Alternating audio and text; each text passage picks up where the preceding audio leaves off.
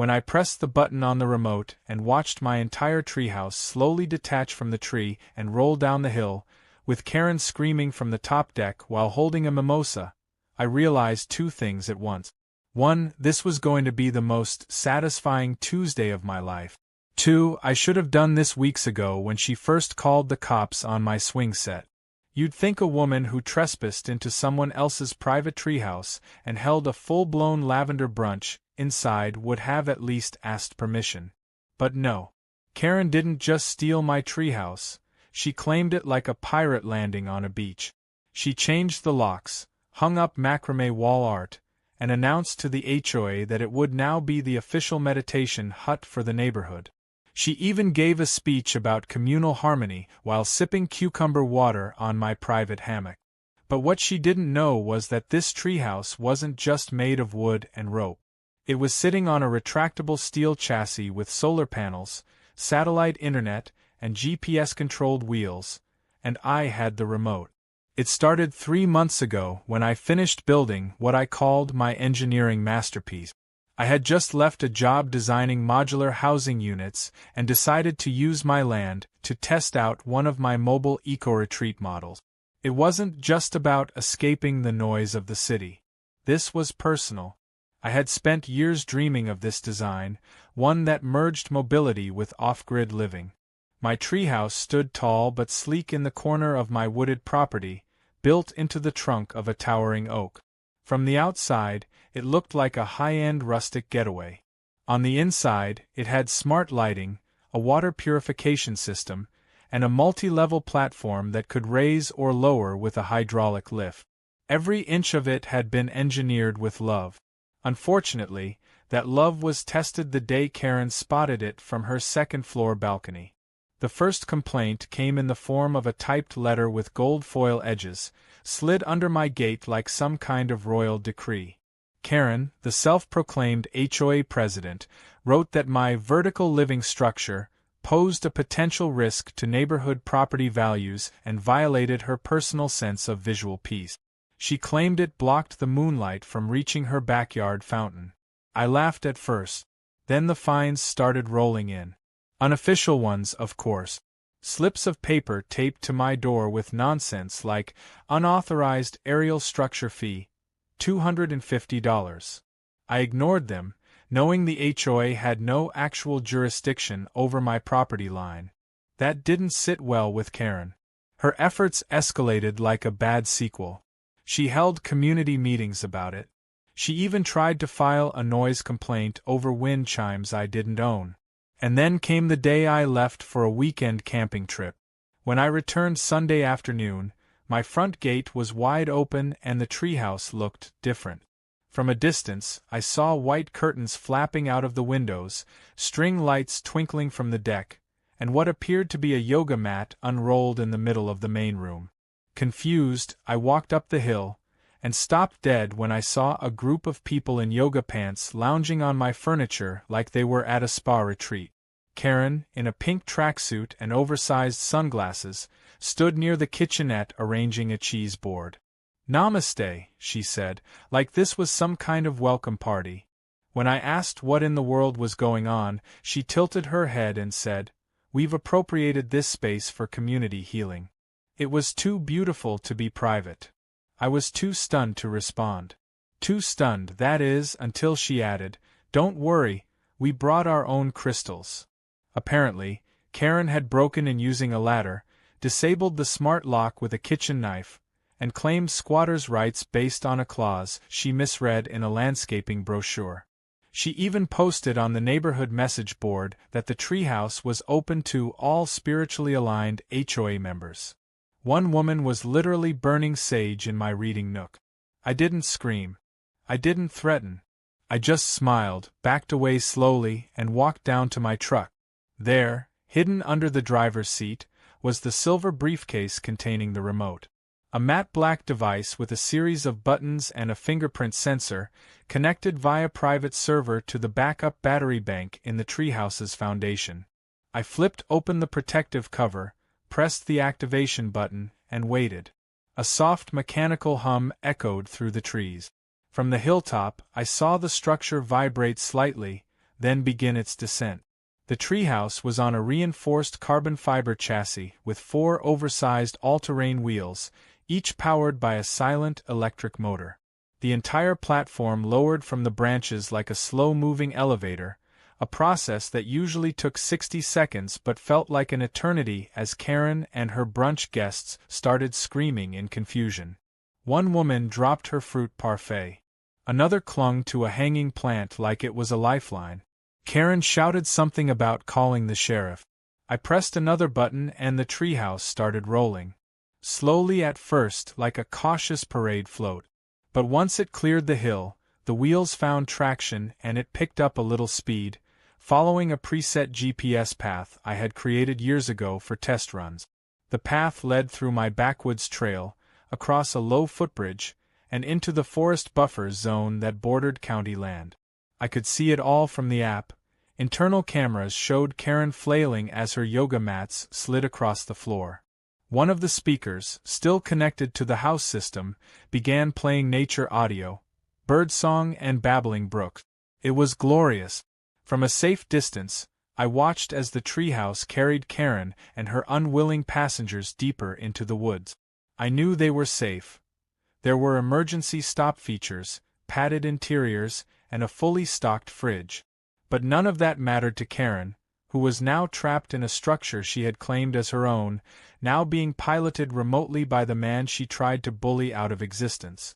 It was the most poetic revenge I'd ever engineered. What came next would turn my quiet life upside down. Karen's husband would call the police. News crews would arrive. There would be lawsuits, camera crews, audits, and internet infamy. But in that moment, as I leaned against my truck watching a woman who tried to steal my dream retreat get slowly chauffeured into the woods by the very tech she had mocked, I felt peace. Real, undisturbed, karmically delicious peace. And it had wheels. The treehouse rolled deeper into the woods at a casual, almost majestic pace, its solar-charged wheels crunching gently over leaves and pine needles. Inside, chaos reigned. Karen was flailing around in a panic, trying to figure out how to open the doors that were now locked from the inside by default safety protocol. Her guests, including a yoga instructor, 2 HOA board members, and some poor woman named Marlene who just came for the tea, were all yelling over one another. "Where are we going? Is this legal? Are we being kidnapped?" Karen, ever the leader of nonsense, grabbed one of my throw pillows like it was a military radio and started shouting into it like it could communicate with the outside world. When that failed, she tried kicking the sliding glass door, which didn't budge, because I had designed it to withstand wildlife and 100 miles per hour winds. A squirrel couldn't break in, and neither could Karen's flats. Meanwhile, I was parked in my driveway with a bag of popcorn, watching the entire ordeal unfold from the house's internal cameras via my laptop. Each camera was labeled: kitchen, deck, reading loft, bathroom, hallway. Every feed gave me a front-row seat to the meltdown inside the treehouse. I could hear Karen screaming about lawsuits and demanding someone find the break. I chuckled as she stormed into the kitchenette and found a drawer labeled emergency. Inside, she discovered protein bars, thermal blankets, and a laminated evacuation guide. No remote, no override button. She read it like it was written in alien code, and then crumpled it up, declaring the document unconstitutional. The treehouse, however, remained unfazed.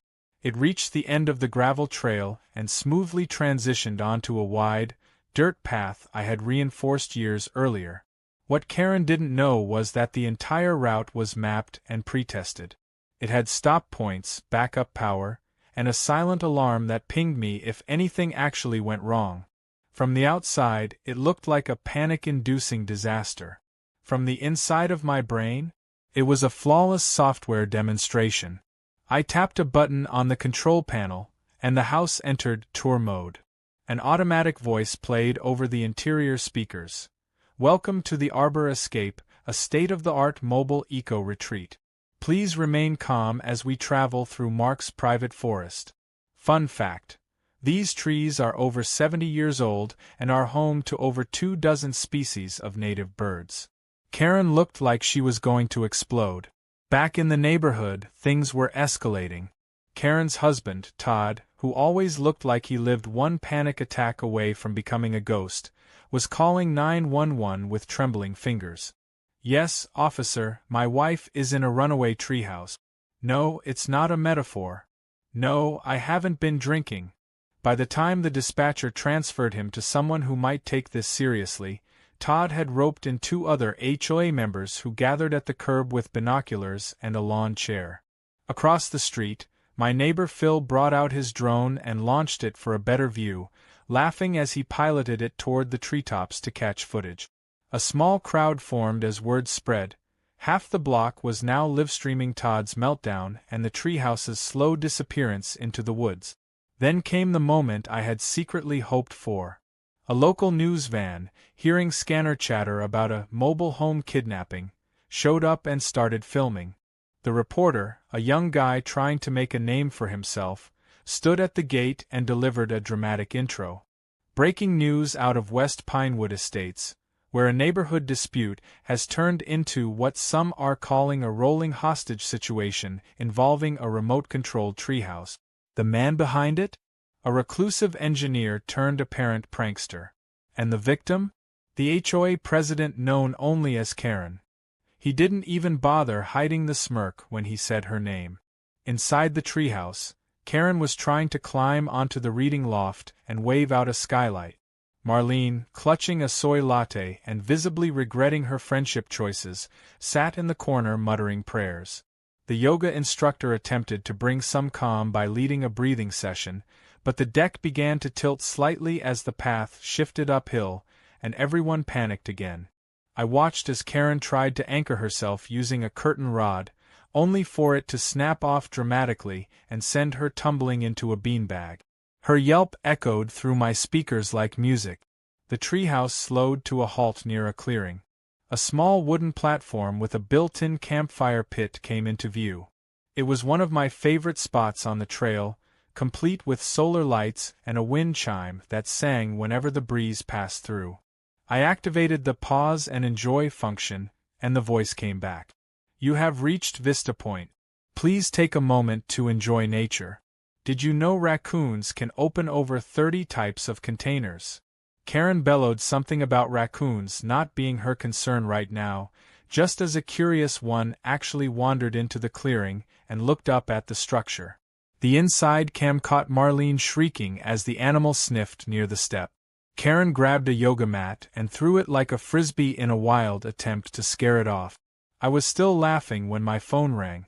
"Unknown number," I answered. "Mark speaking," I said calmly. "You son of a—" Karen's voice erupted on speaker. "You roll this treehouse back to my lawn right now or I will have you arrested for terrorism." I sipped my drink and let the silence linger. "Karen," I replied slowly, "you broke into my treehouse, hosted a yoga brunch, and declared it community property. I'm simply escorting unauthorized guests off my land. It's an automated demo, not a crime." She growled in frustration and screamed something about the Geneva Convention, which I'm fairly certain doesn't apply to eco-architecture. Meanwhile, back at the neighborhood, Todd was in full meltdown mode. The news reporter had coaxed him into giving a live statement, during which Todd admitted he didn't actually know how she got inside the treehouse, and maybe she's misunderstood sometimes.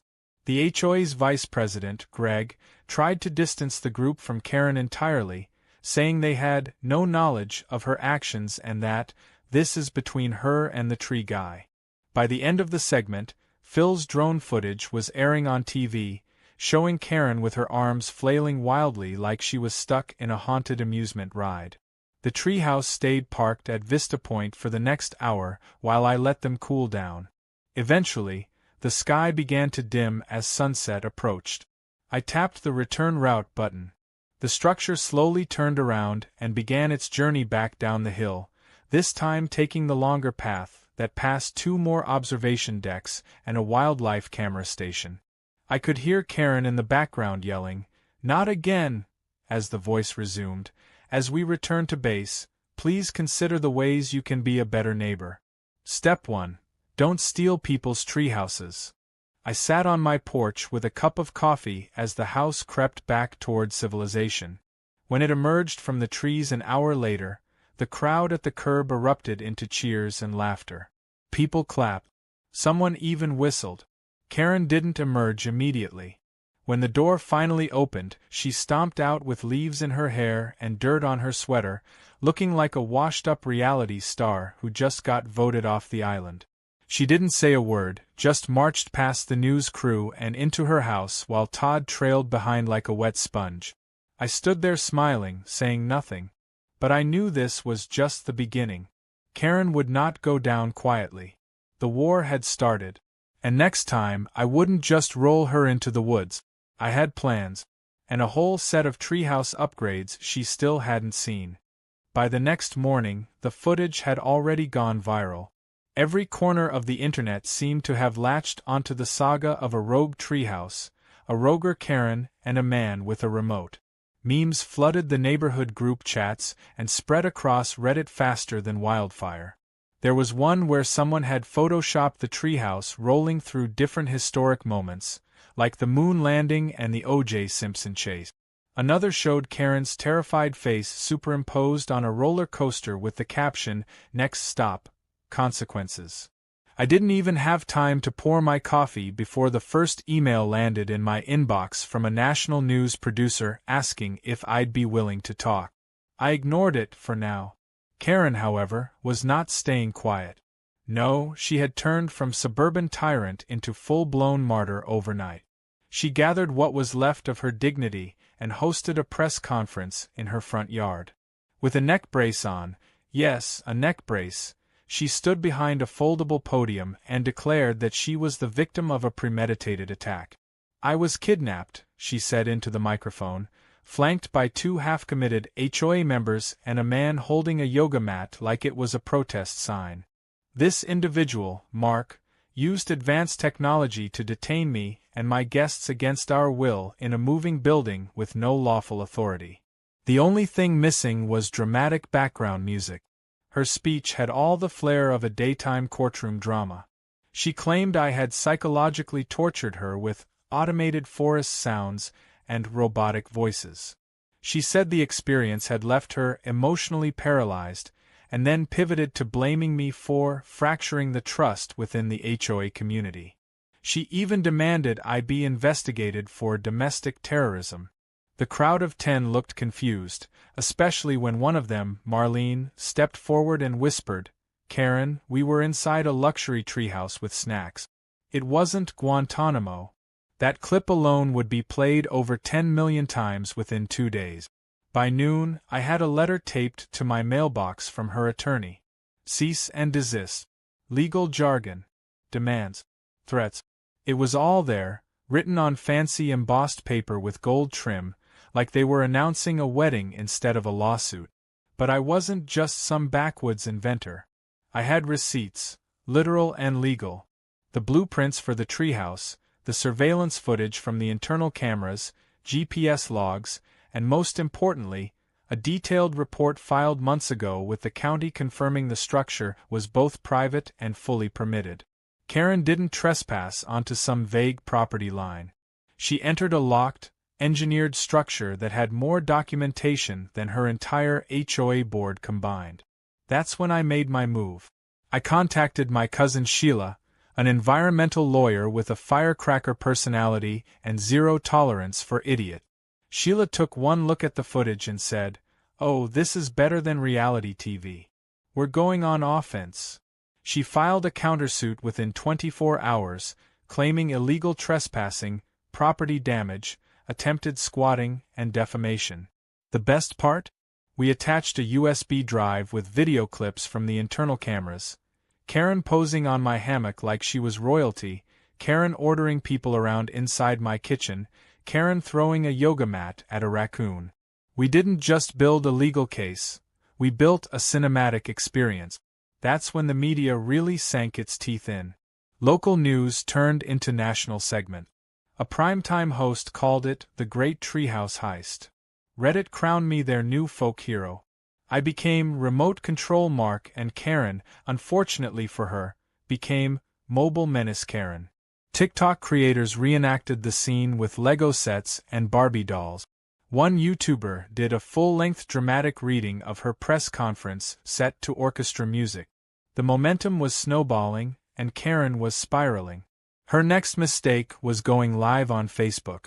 She fired up her phone in selfie mode, face tight with rage, and delivered an unhinged monologue that started with, "I don't care what the internet thinks," and ended with her threatening to start her own neighborhood militia to patrol property lines. In between, she made bizarre references to treehouse surveillance, electromagnetic harassment, and something about pine cones being government microphones. It was clear she had lost control of the narrative, and maybe a few other things too. Then, the auditors arrived. It turned out, once the county caught wind of her antics and saw just how publicly she was dragging the HOA's name through the mud, they started poking around. Permits, budgets, spending records, all of it was now under scrutiny. And guess what surfaced? Her gazebo. That ornate monstrosity in her backyard with marble pillars and fairy lights strung like it was Versailles? Built without proper approval, on a setback violation, using funds that mysteriously came out of the HOA's landscaping account. Suddenly, the people who once followed her orders were now tripping over each other to distance themselves. The HOA vice president resigned.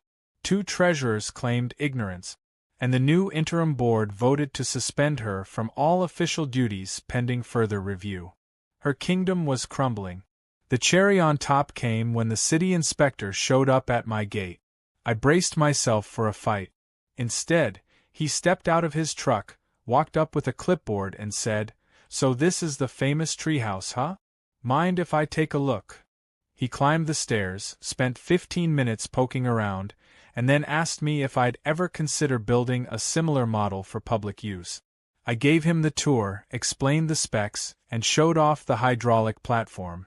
When I finished, he whistled and said, "You know, my daughter's birthday is coming up. Ever thought of licensing this design?" That's when it hit me. Karen had done more than just try to steal my sanctuary. She had accidentally launched my business into orbit. By the end of the week, I had offers from 2 venture firms, an email from an outdoor travel company, and a DM from a Netflix scout. Meanwhile, Karen was last seen at the grocery store arguing with a cashier about whether pineapples counted as a taxable luxury. Her HOA badge had been confiscated. Her gazebo was under demolition order, and her once loyal followers now referred to her as that treehouse lady with visible embarrassment. And yet, even in the midst of all this, I knew she wasn't finished. Karen wasn't the type to fade quietly into a cautionary tale. No, she was wounded. And people like her don't reflect, they reload. That's what made me double-check the treehouse security. I updated the remote firmware, strengthened the camera encryption, installed a motion-triggered foghorn on the lower deck. Just in case. Because if Karen thought her biggest mistake was stealing my treehouse, she hadn't yet considered what would happen when the entire town started asking me to build one for them, and not her. Her days of HOA rule were over. Mine were just beginning. Just when I thought the saga had reached its hilarious and poetic peak, a twist unraveled that even I hadn't seen coming. The entire time Karen was busy flinging lawsuits, press statements, and dramatic videos online, she had no idea she wasn't just messing with a guy who built a treehouse for fun. She was interfering with a federally funded prototype tied to a larger innovation grant. That's right, my little treehouse on wheels, which she had casually broken into and hosted cucumber water brunches inside, was actually part of a government-backed initiative for sustainable off-grid housing. What Karen thought was some eccentric man's toy was, in reality, a fully registered project titled Ecomobile Autonomous Living Structure Unit, or EMALSU for short. When my phone buzzed with a reminder about the upcoming demo presentation scheduled for the Department of Innovation and Infrastructure, I nearly spit out my coffee. See, before all this HOA madness started, I'd partnered with an environmental tech incubator that supports green housing startup. They'd given me a small grant to develop a mobile shelter capable of autonomous off-grid living for disaster-prone areas. The Treehouse was meant to demonstrate how you could take sustainable tech into hard-to-reach zones, deploy housing quickly, and keep it functional without municipal utilities. The retractable wheels, solar array, water recycler, and smart sensors weren't just luxury features.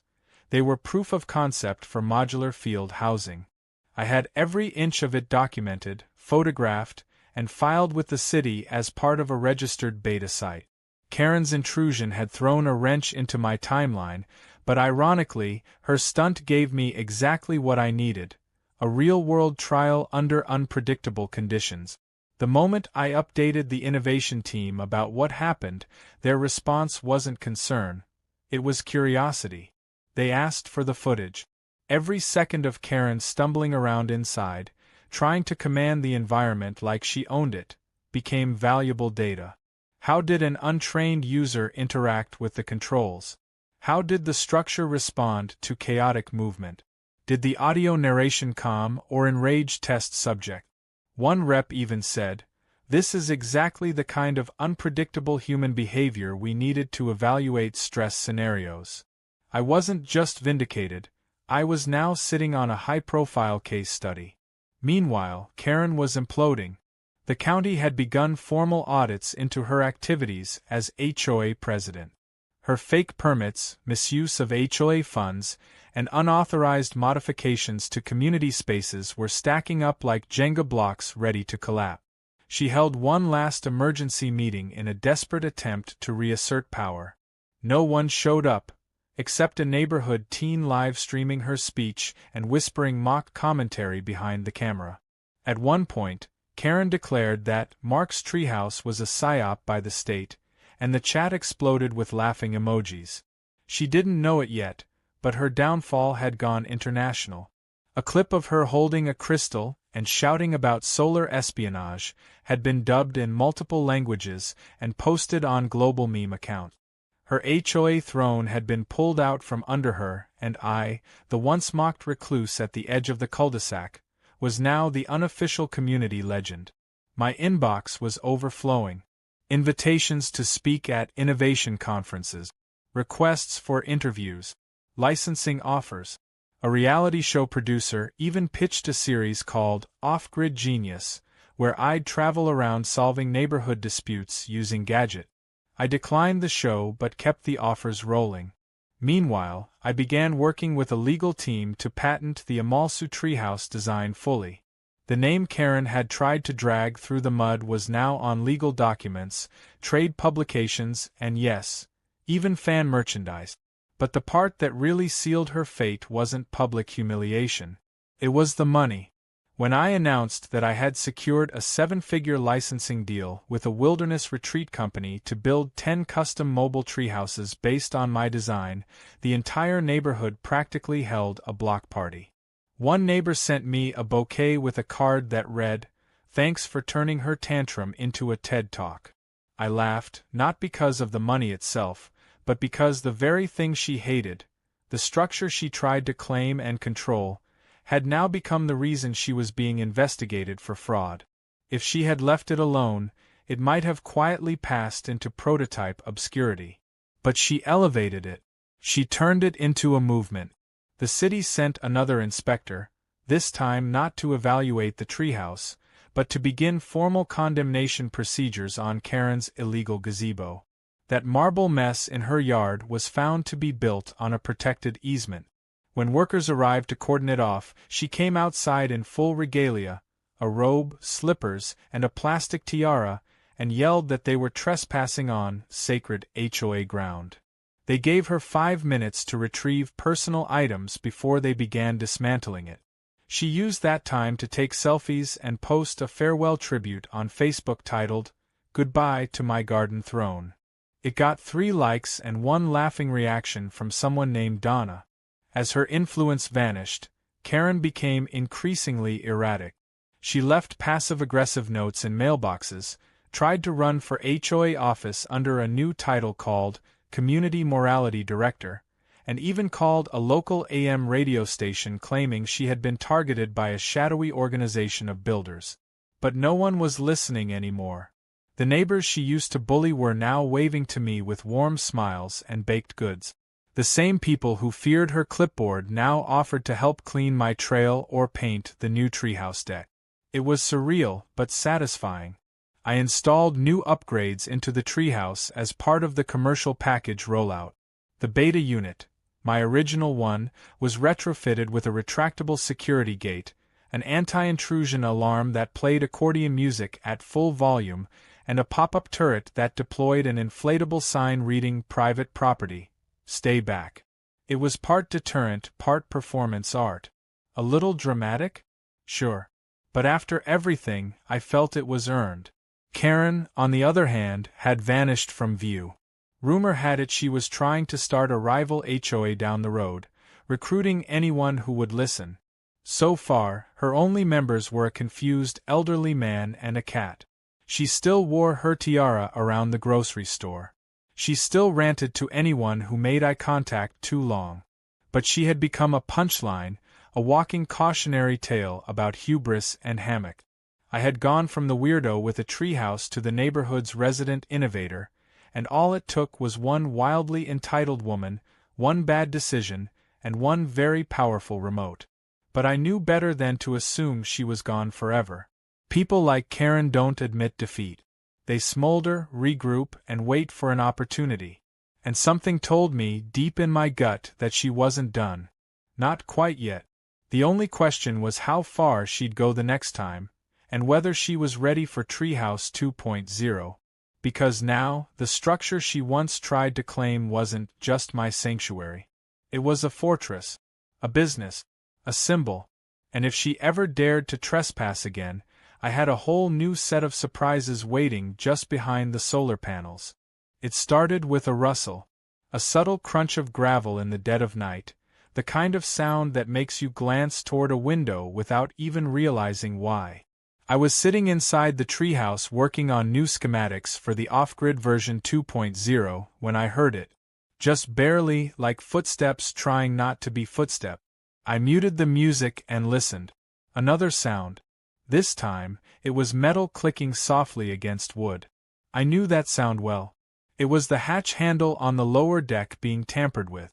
And there was only one person arrogant enough, reckless enough, and petty enough to try climbing into my now world-famous treehouse in the middle of the night.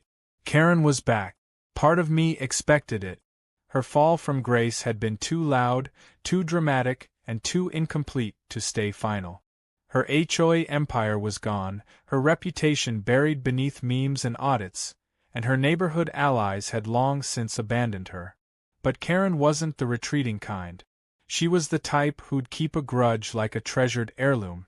And now, apparently, she'd decided that if she couldn't control the treehouse legally, she'd storm it like a rogue crusader. I tapped a button on my phone and brought up the security camera feed. There she was, wearing what looked like black leggings, a hoodie with rhinestones, and shoes entirely unsuited for stealth. She was holding a duffel bag and struggling to attach a cheap rope ladder to the deck railing. I blinked in disbelief. She got one foot on the first rung before it collapsed under her weight. The camera caught her landing in the bushes with a muffled thump, followed by several whispered curses and something about the ladder being defective. I watched her get up, brush off twigs, and then circle the tree like she was trying to find a cheat code. I could have ended it right there. I could have triggered the floodlights or set off the alarm. But something in me needed to see how far she'd go, what her endgame really was. So I waited. After several failed attempts and a loud argument with a mosquito, she managed to climb the back utility stairway, unaware that it activated a silent alert. I watched as she slowly cracked the deck door, flashlight clenched between her teeth, and slipped inside. She was in. She made it. And for about 30 seconds she acted like she'd conquered a nation. She walked around with her arms folded like a villain giving a TED talk to ghosts. "Mine again," she whispered, shining her light on my carefully arranged tools, the loft, and the updated control panel. She didn't know the cameras were watching her from every angle, or that I was too. Then came the moment she tried to plug in her phone and take a selfie on the hammock again. The instant she touched the outlet, I triggered the internal deterrent protocol. A booming voice filled the treehouse, pre-recorded in my own voice. Unauthorized access detected. Please exit the premises. You have 10 seconds to comply. Karen dropped her phone and screamed. She scrambled backward into the kitchenette, knocking over a thermos of herbal tea I'd left on the counter. This is a misunderstanding, she shouted into the air like someone was going to respond kindly. I tapped a second button. The windows sealed with automated locks. The overhead lights shifted to red. The screen embedded in the main wall turned on and played her own greatest hits. The brunch footage, her lawn press conference, and her livestream about electromagnetic harassment. Her voice echoed through the structure as her expression turned from smug to horrified. She tried opening the front door, but it was locked tight. She ran to the loft window and found it sealed. Finally, in desperation, she lunged for the main control panel and tried pressing buttons randomly. That's when I activated the final trick. A mechanical hum kicked in, the wheels unlocked, and the treehouse began to move again. Slowly. Majestically. Right off the platform and down the trail, just like before. Karen let out a sound that could only be described as a wounded bagpipe. I stood on the hill, arms folded, watching it glide away into the darkness like a high-tech ghost ship. This time I hadn't packed snacks. This time there were no guests. Just Karen, alone in her own absurd reckoning, heading toward the forest. I took a slow breath and followed at a distance in my truck, watching through the app as the treehouse paused at Vista Point again, where it gently played the same calming audio from last time. Breathe in peace, breathe out entitlement. But unlike last time, she didn't panic or scream as much. She sat in the middle of the deck, defeated, hugging her duffel bag, swaying slightly. Something had cracked inside her. Or maybe she was finally starting to understand that she couldn't win this. That no matter how many times she tried to control the narrative, reality, and technology were far better at telling the truth. By morning, I drove out and manually retrieved the treehouse, guiding it back along the trail while Karen slumped against the kitchenette counter like a stranded guest at the worst Airbnb ever. When I parked it back in place, I opened the deck door and looked at her for a long moment. She didn't say anything.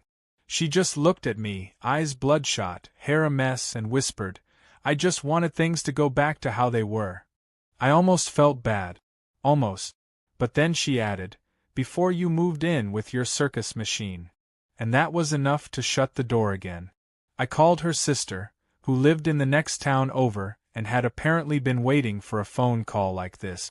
She came and picked Karen up without a word, barely making eye contact as she loaded her into the back seat. I watched them drive off, finally, mercifully, quietly. No parting screams. No lawsuits waved out the window. Just silence. In the days that followed, something strange happened. Peace returned. No more random violations pinned to my gate. No more flyers about mandatory lawn color schemes. The HOA, now restructured with actual decent people, invited me to give a talk at the community center about sustainable living. I declined but offered to build them a stationary garden shed version of the treehouse for free, as a gesture of goodwill. They accepted with such enthusiasm it nearly startled me. Neighbors began walking by more often, waving, asking questions about the tech. One family even asked if they could book a weekend in one of my future models when I opened them to the public. The once tense neighborhood had evolved, and oddly enough, Karen had been the catalyst. Not because of her vision, but because of her mistakes. The final touch came a week later. A letter. Handwritten. Sloppy. Unfolded carefully on my workshop table, it simply read, "I was wrong. Don't think I'll say it twice. Karen." No threats. No blame. Just a begrudging concession scribbled in half-hearted ink. I stared at it for a while, then tucked it away in the top drawer under the original treehouse blueprint. Karen didn't come back. Not physically, anyway. Her legacy lingered in jokes, in neighborhood lore, in the warning tales passed on to new residents. But she had finally learned what I knew from the start: you can take over a lawn, a committee, even a treehouse if you're bold enough. But if you don't understand the roots underneath it all, it's only a matter of time before the whole thing rolls away. Literally.